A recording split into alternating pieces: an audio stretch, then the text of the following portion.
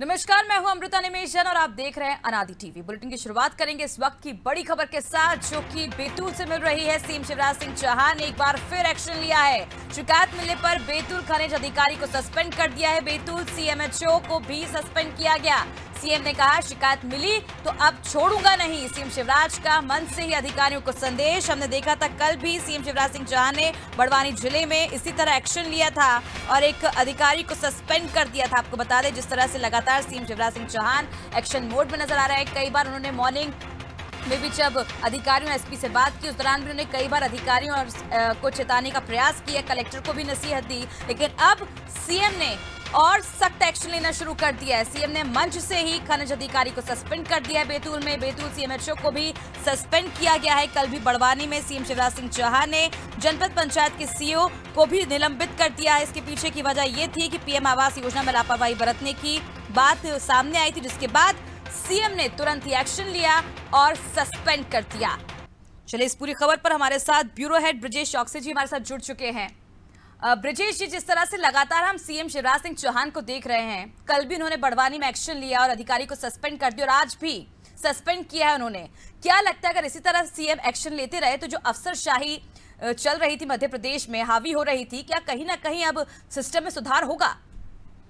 देखिए अर्पिता, अफसरशाही शिवराज सिंह चौहान के इस कार्यकाल में हमने हावी होते नहीं देखी है। जिस तरह से शिवराज सिंह चौहान ने 4 अधिकारियों को आज सस्पेंड किया है, हमने देखा कल एक सीएमओ को सस्पेंड किया था। ये उनकी कार्यशैली का हिस्सा बन गए हैं। वो सार्वजनिक रूप से अफसरों से इस तरह की हिदायतें देते हैं, इस तरह से एक्शन से लोगों को बताते हैं कि ये जनता की सरकार है। उन्होंने आज भी कहा कि जनता की सरकार है और जनता ही इसमें सर्वोपरि है।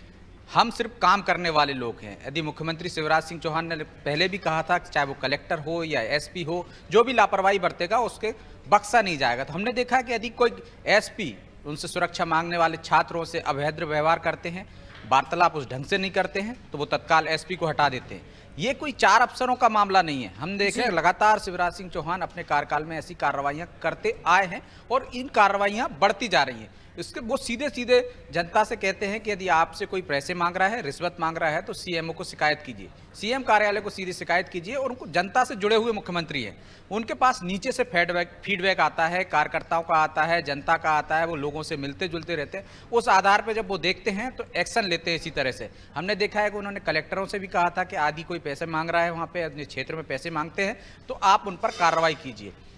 हम लगातार उनकी कार्रवाई इस तरह से देख रहे हैं और चुनावी साल में इस तरह से सरकार चली गई है, विपक्ष भी इस तरह से सक्रिय है, ऐसी कार्रवाइयां आगे भी और देखने को मिलेंगी। अर्पिता, जिस तरह से ब्रजेश हमने देखा, लगातार कांग्रेस की तरफ से आरोप लगाया जा रहा था कि सरकार अब अधिकारियों की सरकार है। अब सीएम शिवराज सिंह चौहान की जो अधिकारी हैं वो सुन नहीं रहे हैं। क्या लगता है, जिस तरह से सीएम अब काम कर रहे हैं, अधिकारियों को तत्काल सस्पेंड करने से पहले भी हमने देखा कई तरह की इस तरह की कार्रवाई की जा रही थी और अब भी हो रही है, क्या लगता है आने वाले दिनों में मध्य प्रदेश की जो तस्वीर है कहीं ना कहीं बदली हुई नजर आएगी?